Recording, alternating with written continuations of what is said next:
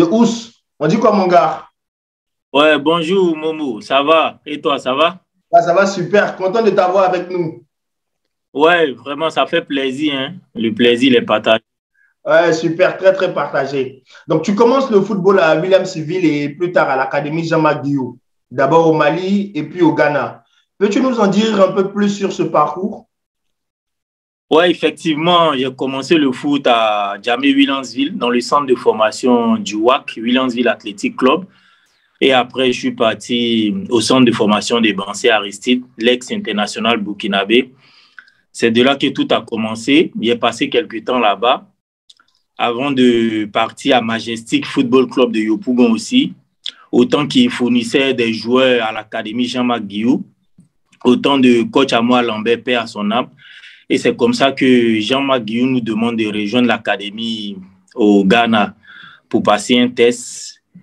Et là, on part au Ghana. Et du Ghana, le test s'est très bien passé. Jean-Marc nous a demandé encore de rejoindre l'Académie de Bamako. C'était pas facile. C'était pas facile. C'était pendant la crise post-électorale en 2011. C'était très difficile de rejoindre Bamako vu qu'il y avait la crise en Côte d'Ivoire. Et c'est comme ça. Et Jean-Marc nous demande de rejoindre Bamako. Mais comment on fait pour se rendre à Bamako? Parce que Abidjan était coupé avec la crise là, c'était compliqué. Mais on s'est démerdé quand même pour arriver à Bouaké. Moi, j'étais déjà à Bouaké. Et autant j'étais avec mon ami qui est aujourd'hui à Troyes, Kone Youssouf. Lui, il était à Séguéla. C'est comme ça qu'il me retrouve à Bouaké. Et de là, maintenant, on part en car. On prend le transport Mali, on appelle ça Sama Transport. C'était pas facile. C'était pas facile. On prend Sama Transport et c'est comme ça on se rend à Bamako. Arrivé à Bamako, tout se passe bien. J'ai passé 2 mois à l'académie là-bas. Mais malheureusement, mon âge était un peu avancé. Mon âge était un peu avancé. Donc, Jean-Marc m'a demandé comme ça de rentrer à Abidjan. C'est pas bien grave vu que j'étais un peu plus âgé que mes jeunes frères. C'est comme ça qu'il m'a demandé de regagner à Abidjan. Et je rentre à Abidjan. Quand je rentre à Abidjan, je reste toujours à Majestic qui jouait autant le tournoi élite, qui jouait pour le CW Sport de San Pedro. C'est là que tout est parti. Et toi, comment tu prends le fait de te voir finalement te faire refouler au pays par une icône telle que Jean-Marc Guillou? Intérieurement, qu'est-ce que ça t'a fait? Ouais, ça m'a fait mal. Ça m'a fait mal parce que je tenais vraiment à cœur de rester à l'académie. Voilà, je tenais vraiment à cœur de, ça me tenait, pardon, vraiment à cœur de rester à l'académie. Mais mon âge était un peu avancé quand même. À vrai dire, mon âge était un peu avancé. Voilà, c'est comme ça, Jean-Marc m'a demandé de rentrer à Abidjan. C'est comme ça que je suis rentré. Je vois, tu as quand même fait le bon choix, vu que tu t'es fait finalement connaître du grand public ivoirien à travers la très belle équipe du CW Sport de San Pedro, championne de Côte d'Ivoire à plusieurs reprises. Quel souvenir tu gardes de ces moments-là? Ouais, de beaux souvenirs parce qu'on avait une très belle équipe avec des super joueurs comme Assalé, Roger Claver, et Christian Kwame, Boho Sylvain, Mansou Kouakou. En tout cas, on avait une très bonne équipe. En tout cas, je garde de beaux souvenirs. 3 fois champion de Côte d'Ivoire, une fois super champion de Côte d'Ivoire. En tout cas, de très beaux Même la Coupe souvenirs. nationale qu'il faut noter aussi que vous avez fait. Ouais, ouais, ouais, c'est la Coupe nationale aussi de Côte d'Ivoire, tout ça. D'accord. En tout cas, à présent, j'aimerais qu'on aborde la finale perdue contre Al Ahly, la Coupe de la Confédération de CAF. En tant que cadre de cette équipe, sur le moment, comment est-ce que tu l'as vécu personnellement? Ouais, ça reste encore une finale douloureuse, hein. Voilà, parce que vraiment, c'était notre première finale sur le plan continental. On avait à cœur de remporter. C'est vrai, on était une équipe très jeune, on manquait d'expérience. Voilà, jouer face à Al Ahly, on sait que ça allait pas être facile, mais on avait la volonté, on avait des guerriers. Voilà, éliminer tous ces clubs-là comme le Coton Sport des Garoua. Justement, vous étiez bien parti en plus. C'est vrai que c'était Al Ahly en face, mais vous étiez quand même bien parti. Ouais, ouais, comme il disait, là, on avait une très bonne équipe. Voilà, nous, pour nous, on s'est dit, les gars, on ne va pas jouer pour de l'argent. Voilà, vu que le COE, on était très. Financièrement, on n'était même pas au niveau des Al Ahly. Voilà, donc on s'est dit, les gars, c'est le moment, c'est l'opportunité de se faire voir et de partir. On joue la finale, on joue à fond. Si on remporte, je pense que des portes vont s'ouvrir pour nous. Mais malheureusement, ça s'est mal passé. Comme je l'ai dit tantôt, là, on manquait d'expérience. On manquait d'expérience parce que quand tu vois, on perd à la fin du match à quelques secondes de la fin, très difficile. Après, on a pleuré dans les vestiaires. On a pleuré comme... Ouais, c'était compliqué, c'était très difficile. Et quand tu vois que tu pouvais remporter le match à quelques secondes de la fin, ça prouve qu'on n'avait pas d'expérience. On n'avait pas d'expérience parce que si on connaît, on est un connaît à quelques secondes et on sent que le connaît. Ça, si on avait des joueurs expérimentés, je pense qu'on n'allait jamais centrer ce connaît-là. Mais malheureusement, c'est ça. Ça a été un manque d'expérience. Ça a été un manque d'expérience pour nous. Je vois. Et donc, finalement, après la finale avec le Sewe, tu pars en Égypte où tu fais je vais dire en quelque sorte, un bref passage. Qu'est-ce qui s'est réellement passé, en fait? Ouais, après la finale, je pars en Égypte avec Herman Kouaou, qui était l'attaquant. On part arriver là-bas. Le club nous demande le latéral droit. Ils ont besoin du latéral droit aussi, qui était Mansou Kouakou. C'est comme ça Mansou nous rejoint là-bas. Mais moi, ce qui a fait que je n'ai pas pu m'imposer parce que je suis parti très jeune. À vrai dire, je suis parti très jeune. Je suis parti en Égypte parce que dans le championnat égyptien, c'était des messieurs qui jouaient. Autant, c'était des messieurs qui jouaient. Moi, je suis parti très jeune. C'est ce qui a fait que je n'ai pas pu m'imposer. Mais le coach français qui m'a ramené, quand je suis arrivé, il a joué les 2 premiers matchs, mais après, on a fait 2 défaites, ils l'ont limogé. Ils ont ramené un coach égyptien. C'est là que ma galère commence. Quand il est arrivé, il ne me faisait plus jouer. Il y a des fois, mais je n'étais pas dans la liste. Des fois, je suis dans la liste. C'était compliqué. Je fais 1 an et demi. Après, moi et le club, on a trouvé une solution de résilier le contrat à l'amiable. Voilà, c'est comme ça que je suis revenu à Abidjan, mais relancé au FC San Pedro. En tout cas, je peux dire, je n'étais pas encore prêt. Je suis parti très jeune, je n'étais pas encore prêt. Justement, tu décides de revenir finalement en Côte d'Ivoire, et cette fois-ci avec le FC San Pedro, pendant que la SEC Mimosa s'intéressait à toi. Pourquoi principalement ce choix?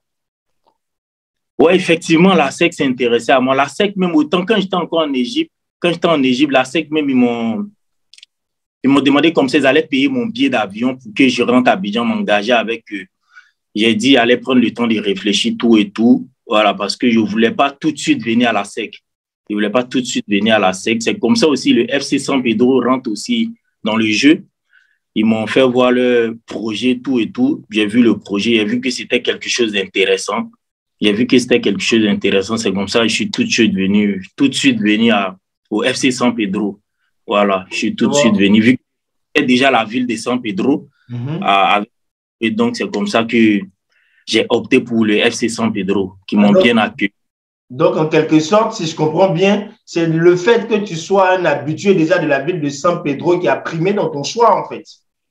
Voilà, en quelque sorte, on peut dire ça. Voilà. D'accord. Donc, là-bas, tu retrouves le coach Tarek El Djeni. Alors, de lui à Njoya Moril et Rigo Gervais, lequel est l'entraîneur le plus décisif de ta carrière, selon toi? Bon, je pense que les 3 ont été décisifs, hein, voilà, parce que c'est 3 philosophies différentes. Voilà, 3 coachs m'ont apporté beaucoup dans ma carrière footballistique. Voilà, en tout cas, c'est 3 coachs qui travaillent très bien, qui sont très professionnels, quoi. Voilà. Est-ce que tu as des anecdotes sur chacun d'entre eux afin de permettre aux internautes de se faire une idée de leurs différentes philosophies, en fait?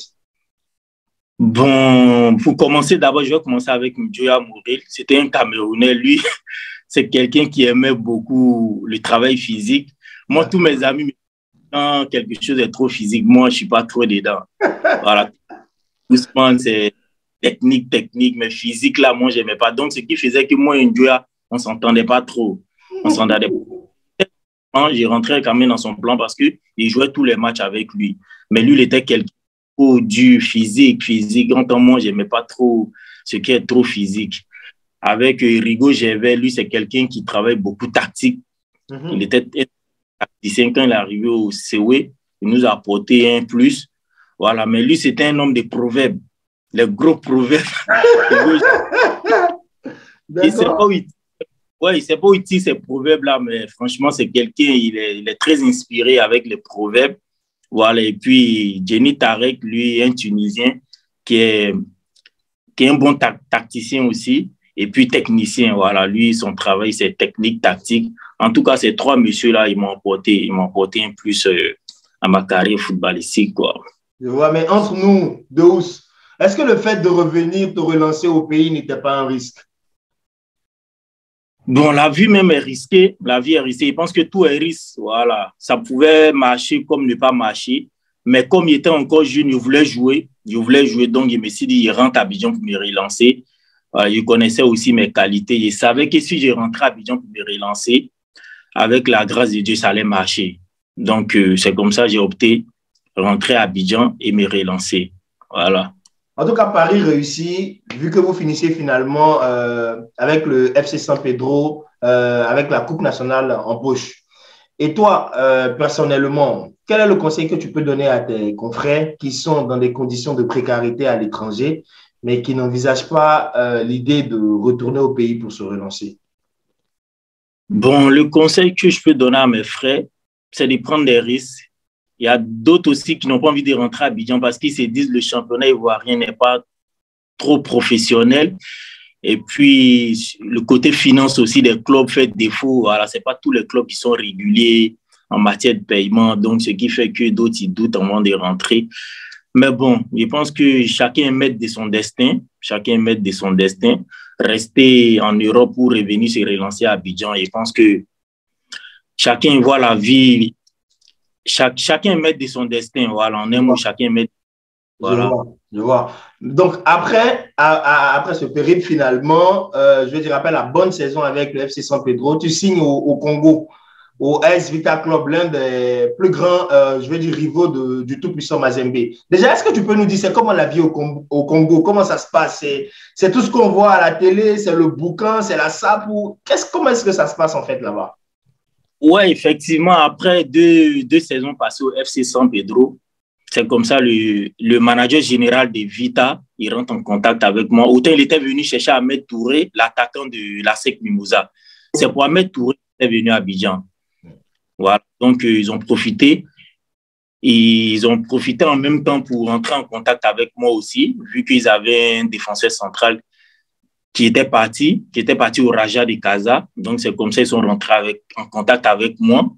Et on a commencé depuis Abidjan à négocier tout et tout. Et quand on est tombé d'accord, c'est comme ça que je me suis envolé pour Kinshasa. Mais je pense que ce qu'on voit un peu à la télé, le boucan, tout et tout, non, c'est pas forcément ça. C'est pas forcément ça. Je pense que chaque pays a sa culture. Chaque pays a sa culture. Les Congolais, franchement, c'est un peuple qui aime le foot. C'est un peuple qui aime le foot. Ils aiment beaucoup, beaucoup le foot. Là-bas, quand on joue, les stades sont pleins, ils aiment beaucoup le foot, mais c'est un peu comme Abidjan aussi, hein. Voilà, il y a la vie, un peu des fêtes, la musique, voilà. Je pense que la vie au Congo et à Abidjan, c'est à peu près même chose. C'est à peu près même chose, mais c'est un peuple qui aime beaucoup le foot, voilà. Ils aiment beaucoup, beaucoup le foot. Je vois. Donc là-bas, tu termines meilleur joueur du club, hein, avec une participation en Ligue des Champions. Qu'est-ce que tu retiens exactement du Congo et de ton passage là-bas? Selon toi, qu'est-ce que ça t'a apporté en fait de passer au Congo? Ouais, mon passage au Congo, en tout cas, j'ai gagné en maturité. J'ai gagné en maturité et puis en expérience aussi.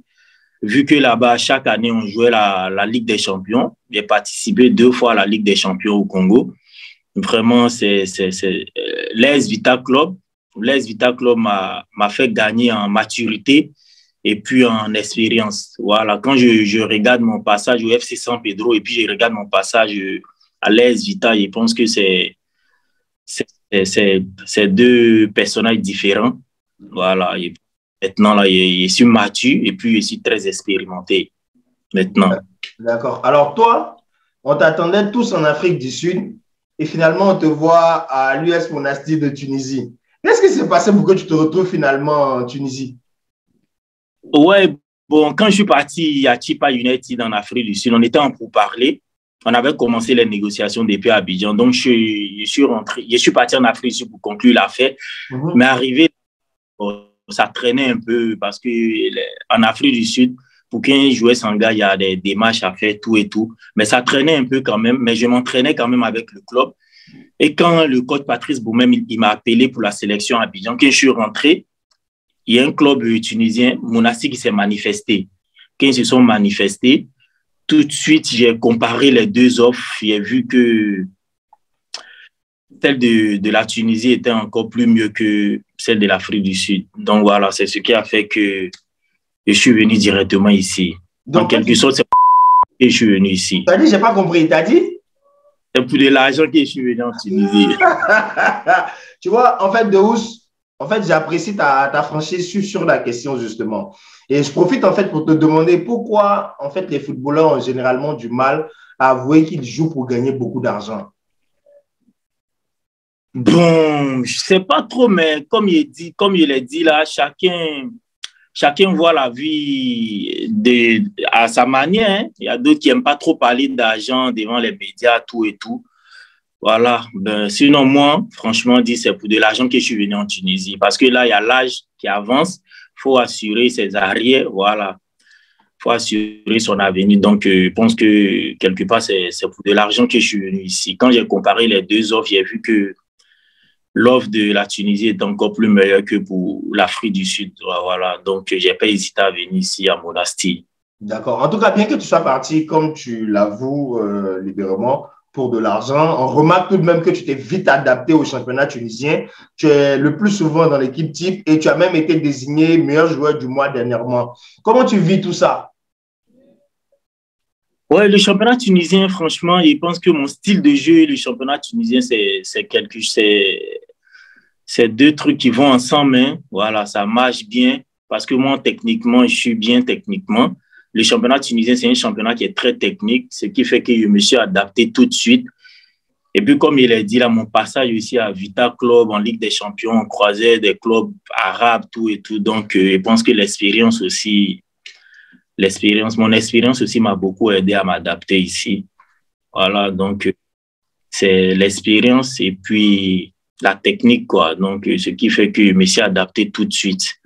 D'accord. Maintenant, on va parler de ton passage avec les éléphants, hein, les éléphants de Côte d'Ivoire. Donc, toi, tu es pratiquement passé en fait avec toutes les catégories, c'est ça? Bon, j'ai commencé en junior. J'ai pas eu la chance de faire la catégorie cadette, mais j'ai passé directement en junior, espoir et puis A' et A. D'accord, d'accord. Et qu'est-ce que ça t'a fait justement pour toi qui es passé en junior, en senior et tout? Qu'est-ce que ça t'a fait de retrouver à la CAN tes amis, notamment Kessié, Maïga, Sangaré, avec qui tu avais déjà, je vais dire, disputé le tournoi de Toulon?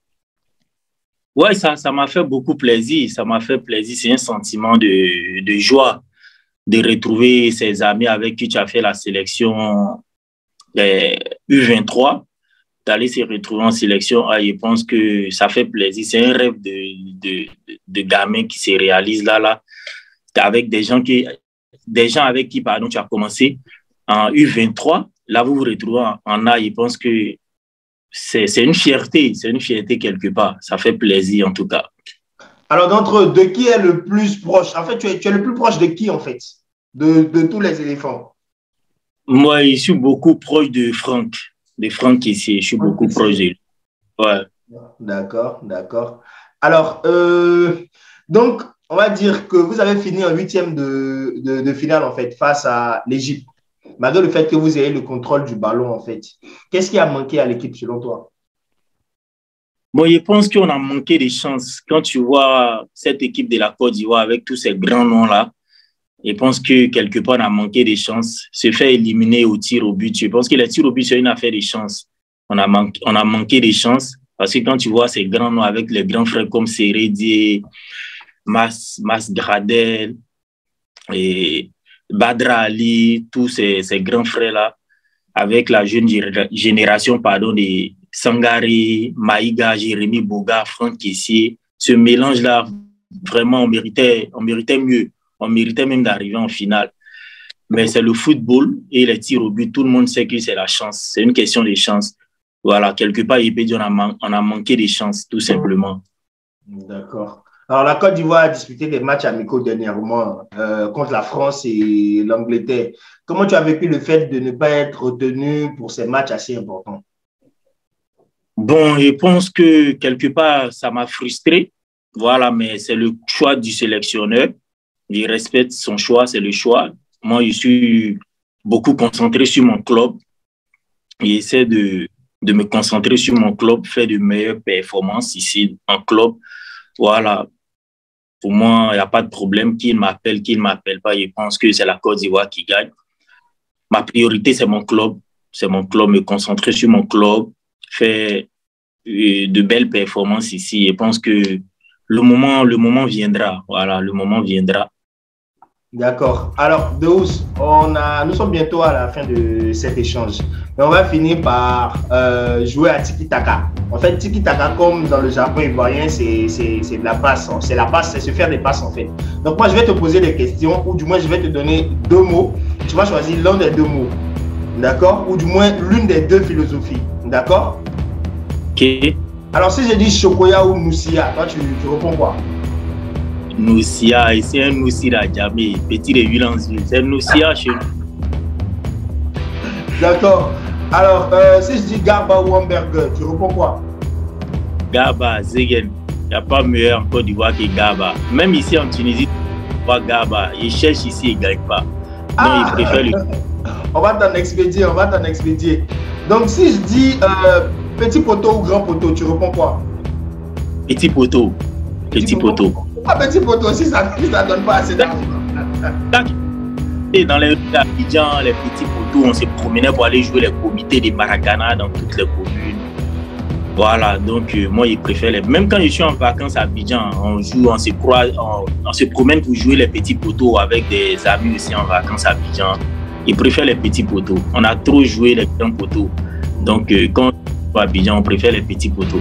D'accord. Est-ce que tu as, je vais dire en mémoire, est-ce que tu as le souvenir d'un tournoi de petits poteaux qui t'a le plus marqué en fait? Un tournoi de petits poteaux qui m'a le plus marqué. Franchement, je suis bien habitué. Tu as joué tellement que c'est compliqué, mais sur le coup, là, tout de suite, si on te demandait lequel des tournois de petits poteaux t'as vraiment dit bien? À Villeneuve, dans mon quartier à Villeneuve, il y avait un tournoi là-bas, là, c'était terrible, avec du monde. Franchement, c'était un bon tournoi. Et c'était à Villeneuve, quel quartier exactement? Villeneuve, c'est un quartier là, jamais. Villeneuve. Oui, si, je connais. Je veux dire, au niveau de Craven, à la montée, à la descente. Le petit terrain de Villeneuve, à côté de la maternité. À côté de la maternité. Ouais. D'accord. Alors, Deus, est-ce que tu as passé un bon moment? Ouais, franchement, j'ai passé un bon moment. Voilà, il n'y a pas de problème. Je suis toujours open. Dès qu'il y a un petit bout de temps, si vous avez besoin de moi en interview, n'hésitez pas. Voilà, c'est grâce à vous aussi qu'on est là. Il n'y a pas de problème. Je suis toujours open. Non, mais super. Moi, je tiens à te dire merci pour ta patience parce que l'interview allait fluide, mais ça n'a pas été aussi simple que ça. On a dû galérer. Et franchement, je te dis vraiment merci pour ta patience. Nous, on va te souhaiter beaucoup de chance pour la suite de ta carrière, autant en club qu'en équipe nationale. Ok, merci Momo. En tout cas, ça m'a fait plaisir. Merci à toi, Deus. Le merci, mon gars. On est ensemble. Allez, ciao. Okay. Ciao.